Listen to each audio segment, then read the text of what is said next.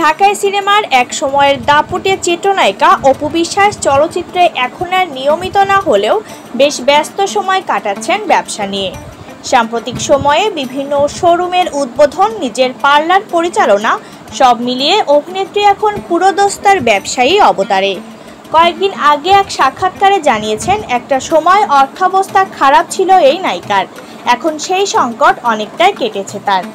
কিন্তু একসময় ঢালিউডে উচ্চ পারিশ্রমিক পাওয়া এই নায়িকার হাতে বর্তমানে নেই কোনো সিনেমার কাজে নিজের ব্যবসার পরিধিও বড় করেছেন অপু বিশ্বাস। সম্প্রতি আলোচিত টিকটকার প্রিন্স মামুনের প্রিন্স কাট সেলুনটি কিনে নিয়েছেন নায়িকা। এমনই খবর কয়েকদিন ধরে শোবিজ পাড়ায় ঘুরে বেড়াচ্ছে, আর এ নিয়ে নেটিজেনদের মাঝে আলোচনাও হয়েছে বিস্তর। শোনা যায় অপু বিশ্বাস নাকি জোর করে মামুনের সেলুনটি কিনে নিয়েছিলেন। এ নিয়ে প্রিন্স মামুন সাংবাদিকদের বলেন, অপু আপুর সঙ্গে এটা নিয়ে কি ডিল হয়েছে আমরা সব বিস্তারিত পরে জানাবো। সেলুনটি এখন অপু আপু পরিচালনা করছেন।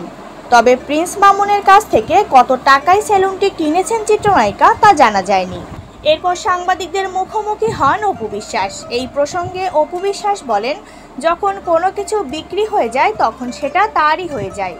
এই সেলুনটি 3 জন পরিচালনা করবেন জানিয়ে অপু বিশ্বাস বলেন, এখানে যারা আছেন তার মধ্যে আমি অপু বিশ্বাস, এখানে মাসুদ খান আছেন এবং কাজী মাহফুজ, এই 3 জন মিলে আমরা সেলুন পরিচালনা করব।